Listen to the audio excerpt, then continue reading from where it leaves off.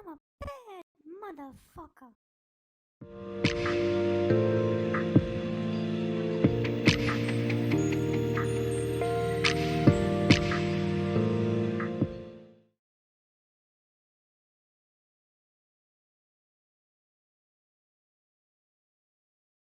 Yep. Sorry about that. I didn't see it.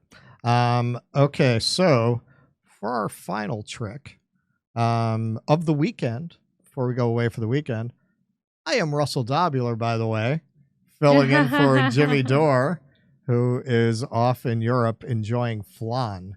He's told me he's only eating flan while he's there. Loves flan now.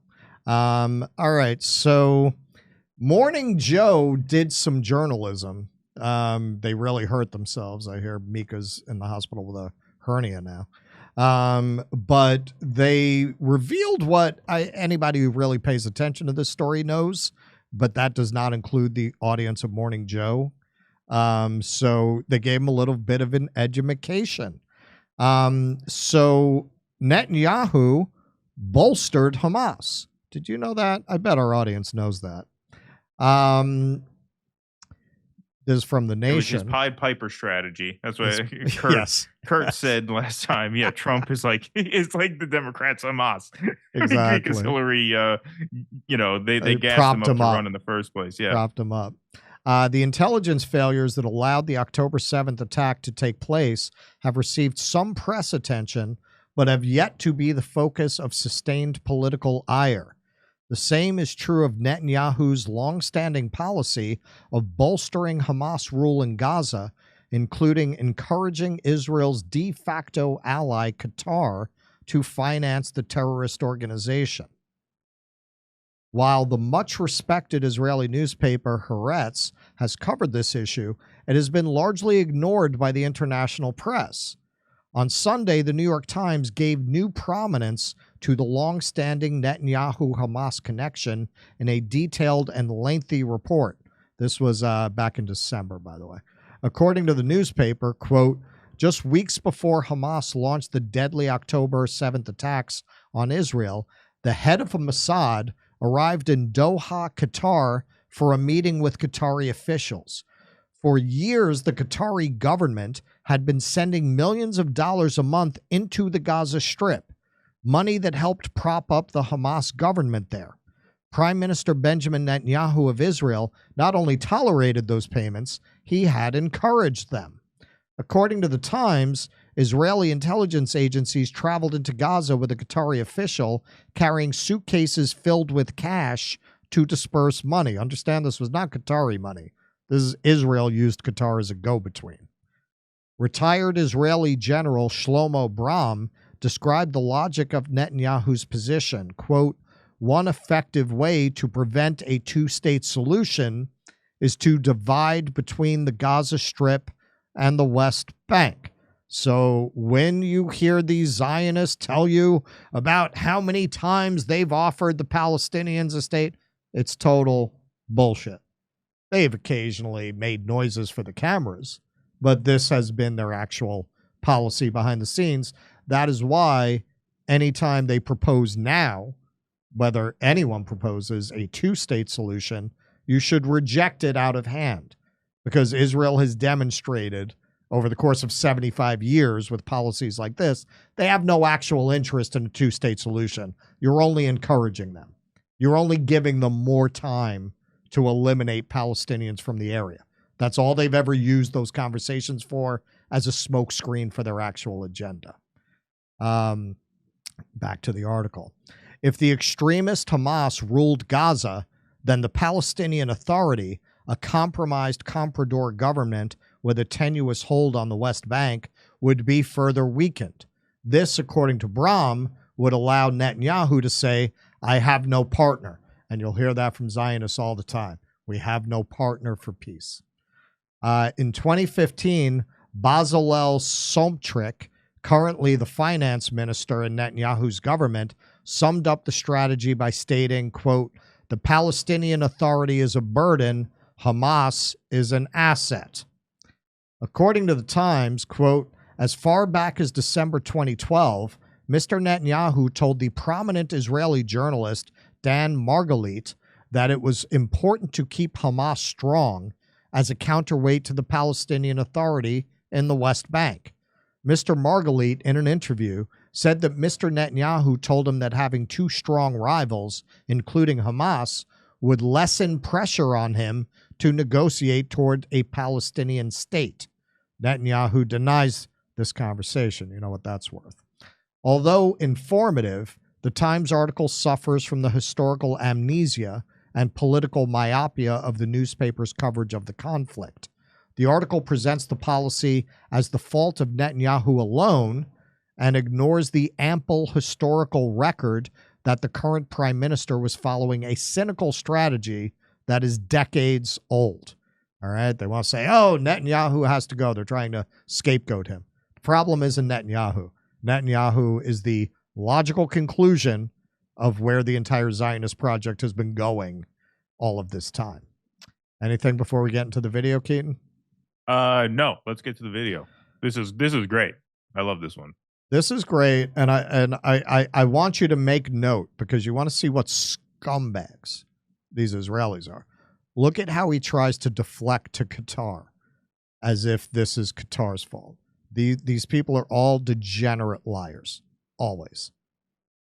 Yes, Qatar is a big enemy of Israel. They are, Mr. Mayor. Mayor, can I ask you a question? I'm so glad you brought that up. So I have always looked at Hamas as Nazis. They're terrorists. Have you always looked at Hamas as Nazis? Unfortunately, yes, and it was demonstrated October 7 what they do. Yeah, so you always have. Have most of the Israeli people always looked upon Hamas as Nazis? Well, you know, some of the people in Israel, because we seek peace, thought maybe one day they will prefer peace than war. October 7. What about Benjamin Netanyahu? What about him? Has he always looked upon Hamas as Nazis? Well, you're talking about Qatar or Hamas? Hamas. I think that everyone understands that Hamas's charter is to destroy Israel. And by the way, not only Israel. So you've always known this. I mean, yeah, we know the charter. Yes. So let me ask you this question, and I can't get an answer, and maybe we're just not covering it in the press. Maybe you can help me out. Why did Benjamin Netanyahu send the head of Mossad to Doha 3 weeks before the worst attack on Jews since the Holocaust and told Qatar to continue funding Hamas? I think, if anything, October 7 shattered that concept. And it's my understanding. But you just said you always knew they were Nazis. I always knew they were Nazis. I would never give. We were always angry that Qatar funded Hezbollah and Hamas. I want to know, why did Benjamin Netanyahu do that? Let me ask you this. Why did Benjamin Netanyahu and Donald Trump know in 2018 the sources of Hamas's illicit funding, and they still did nothing? They wanted that money to get to Hamas. I'd like to know why, because we don't know in America. Have there been any investigations in Israel at this point? I'm sure we'll investigate it, and I totally agree with you. That Qatar is a wolf in sheep's clothes. Look at this fucking scumbag. Look at this fucking scumbag. Has nothing to do with Qatar. Has nothing to do with Qatar. This is, if you've watched Mark Regev, if you've watched any of the other proxies for Israel, this is what they do. They just lie in any way that they think they can get away with. Any way they think they can get away with, because they have. They have for so long. They've been able to get away with this for so long. Anything, Keaton? Well, I mean, we did a segment on our show yesterday morning about a Morning Joe panel. Joe and Mika weren't around for that one, but a Morning Joe panel that basically just skewered Israel and skewered Biden for his weakness on this issue. And I said in that segment, the dam is broken now. It's broken, and you could see this now too. Right. Right. This is nothing Joe and Mika didn't know for the past 6 months. It's been pretty common knowledge. The story that broke in Netanyahu December. Propped up Hamas. Yeah, exactly. I mean, this has been fairly common knowledge for a long time now. Now that Israel has lost the PR war, And now that MSNBC sees it as being in its own interest to pile on them, now you're going to see interviews like this. That's what I mean. The floodgates are open. There's just too much momentum going against them now. They're never going to be able to sort of patch this up, because now that you have more, I mean, once Joe and Mika, I mean, they were hosting Jonathan Greenblatt in January, bitching about the anti-Semitism on the campus rallies. I mean, they were lockstep with the whole program, and now they're doing this. Forget it. You can't reverse that. You can't turn that around. Agreed. And they're buying their way in. No. I must correct you. Benjamin Netanyahu was asked by the leaders of Qatar, do you want us, Qatar, to give money to Hamas? This was in September. And Netanyahu's representative said, yes, of course. You're feeding that wolf, and you're telling that wolf to feed the Nazis in Gaza. So explain to me, because I really want to know, why was Benjamin Netanyahu and his government funding? They were allies with Qatar in the funding of Hamas. Why? I think it's a mistake, and it was uncovered October 7th. October 7th demonstrated that if you think you could buy peace, by funding Hamas, it's a huge mistake. And it's clear to me right now. Why did Benjamin Netanyahu, knowing that their charter said that they were to kill Jews and eradicate Israel, why would any leader of Israel work to fund that organization to the tune of hundreds of millions of dollars and work with Qatar to fund Hamas? I think that question should be asked, and we'll get an answer. We'll ask. When are we going to get the answer? Fine. We've been asking it for 6 months. When are we going to get the answer? At the end of the day, once we finish the war, hold on, stop it. Can you pause for a second? You assholes have not been asking it for 6 months. No. You just started this morning. You've been doing segments about anti-Semitism on college campuses. You've been doing segments with fucking Jonathan Greenblatt about anti-Semitism for the last 6 months. You haven't been asking these things. That's why we're covering it now, because it's the first time that you guys have covered it, and it's newsworthy for that reason. And the second quick point, I know Joe keeps talking about Nazis, Hamas are Nazis, they're Nazis in Gaza. They're not Nazis. The Nazi on the screen is the guy in the purple tie. That's the Nazi. The IDF are Nazis. Netanyahu is a Nazi. These fucking scum of the earth, they are the Nazis. Now, I don't condone violence against ordinary people. I do not condone violence against civilians. So to the extent that happened on October 7th, I obviously do not wish that kind of violence upon anybody. But they're not Nazis. They are a prison gang. They're a prison gang. And the people responsible for the creation of prison gangs are the wardens of the prison, and that's Israel. Yes, right down to funding this gang. Yes. As the segment focuses on. Yeah, I mean, it's one of those things. Like, in the end, it's Morning Joe. They gotta condemn Hamas, right? Oh, of course, he's got to say that. And I understand. I mean, in this case, it has some actual utility, because by painting them in such severe terms, he's able to more hammer down the point. Sure. You knew this. You've been saying this about them for all these years. So why are you running money to them? Yeah. Well, and you could see this guy has never gotten a hard question. Right. And he just, yes, after the war. They're all just degenerate liars. All Zionists live with the assumption that the ends justify the means, because this land was given to them by God. Elon Poppy said it best. Most Israelis are secular, but they all believe God gave them Israel. Right. Yep. We'll rise and we'll deal with them. Right now, we're focused on winning the war. All right. So, well, that was the end. Okay. All right. So, because I had good instincts. Came in right at the right time. So the press is turning with their usual profile and courage manner. And this happens over and over in the news cycle. If you're somebody who pays attention to the media, they love to jump out in front of a parade. They love to take the moral position once there's no risk to taking that position. And they'll never take the moral position if there's even an ounce of risk that they're going to run afoul of somebody in authority. At this point, yeah, we keep hearing these intentionally leaked stories about how Joe Biden is very angry what they call these people. We keep hearing about how angry Joe Biden is. So the word went out. The word went out on the wire. The Israelis are fair game. They unleashed the media on them. Yes.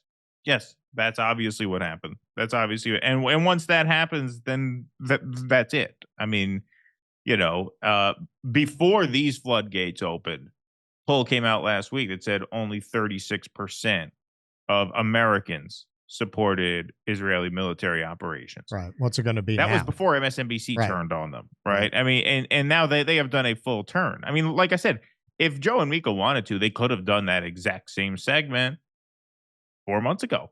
They didn't have permission. Yeah, they do it now because they have permission. And once MSNBC gets the green light, and once the Atlantic magazine, they ran an op-ed, I think it was a week and a half ago, about saying, it's no longer moral to back Israel's war. At that point, it's over. It's over. I don't see how they can possibly reverse this to the point where the people who are still parroting the party line, I mean, you really gotta be a sicko. I mean, you gotta really just be like die in the wool, a brainwashed zombie sicko. Well, I think at this point they're down to Shmuley, RFK, and Juliana Margulies. It's Sacha Baron Cohen. It's that type, yes. Deborah Messing. Yeah. Right? We're starting to get down to we can count them. There was a Hollywood letter that came out today. 150 Hollywood Jews wrote a letter in defense of the Oscar speech. And if you notice, some of the names on that list, Wallace Shawn, Joel Cohen from the Coen brothers, Joaquin Phoenix. If you go down the list, one thing that they have in common is they have talent. And the Jews who signed the first letter all suck ass. Yeah. Well, that's definitely tells you something as well. And you're going to see more and more of it. Like, hey, that's great that they did that. They could have done it a month ago. So right. I would put it in that category as well. They sense that it's the tide is turning and they can get away with it. Again, I'm glad that they did it, but they could have done it at the time and they didn't. Oh, of course. And that's not an accident. Yeah, no, absolutely. But obviously it's great that they did it. It's great that they ran that segment 2 days back that we covered on our show. It really indicates that the bottom has fallen out. It's not really a momentum shift. The momentum's been going against them this whole time. I mean, their polling in terms of support for Israel's war has gone steadily down since October 7th. Right. But this was just the bottom, just completely falling out. Where according to reports, Biden is upset with Netanyahu. They had a tense phone call. Yeah. Right. They had a bad phone call. I mean, I'm sure that Safaka Lemur line didn't go over as well as Biden had thought. You know what? that is the You're like a Safaka Lemur. You're always moving sideways straight up. You called me what? Okay. What is that supposed to mean? I knew there was a segment. Lemur. Yeah. I knew there was a segment we didn't get to. That's the one. All right, so we'll do that one. We'll go to Misha. That will be the last segment.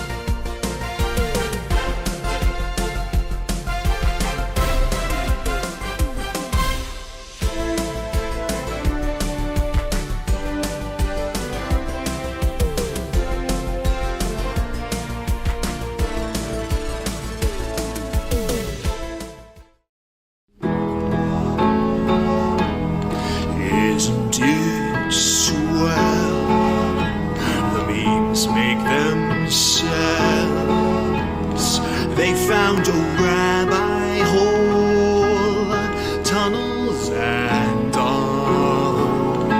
There's Jews in the walls. Isn't it bliss? The rabbinical grace, soiling the mattresses. Well, let me tell you.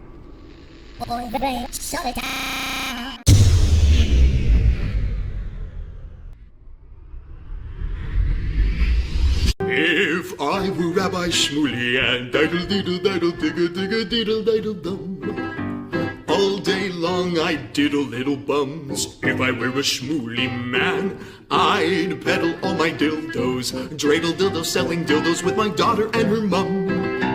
If I were a Jewish Shmuley man, I'd be digging with a dildo in my bum. I'd wear a grotesque nose and go grab some goyim right on the nipple with a pinch. A Shabbos lap dance brace for the youngest mensch. On a scale of 1 to 10, how much do you hate shitty coffee? I, for one, really hate shitty coffee, which is why I'm excited to introduce to you a company that's revolting against shitty coffee, and it's called the 1775 Coffee Company. Now, I haven't had it yet because I only drink decaf. Steph has had it. Steph, how do you like it? I really like it. I've been, you know what? I have a French press, and so I've been using my French press and totally enjoying it. It's delicious. It's smooth. It's smooth. So 1775, the world awake. In 1775, the world awakened to a new era. And now it's 1775 Coffee Company is bringing you a coffee that embodies that revolutionary spirit. Crafted with passion and precision, our beans are ethically and exclusively sourced from the finest coffee beans farms of Bolivia. Didn't know that. 1775 Coffee Company's farm-to-cup journey ensures the highest quality of authenticity and sustainability from start to finish.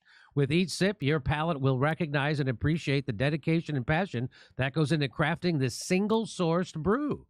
1775 Coffee Company takes pride in offering customers a truly exceptional coffee experience with their premium coffee collection. But their dedication to this revolution extends beyond the realm of taste. Safeguarding freedom of speech is critical right now, which is why 1775 Coffee Company has joined forces with Rumble in defense of one of our most fundamental rights, freedom of speech. Coffee that's sure to awaken all your senses, including the sense of freedom. So choose 1775 Coffee by going to 1775coffee.com/litter. That's LITTER, and use the code LITTER for 10% off the checkout on your first order. 1775 Coffee, brewed to perfection, crafted with revolution.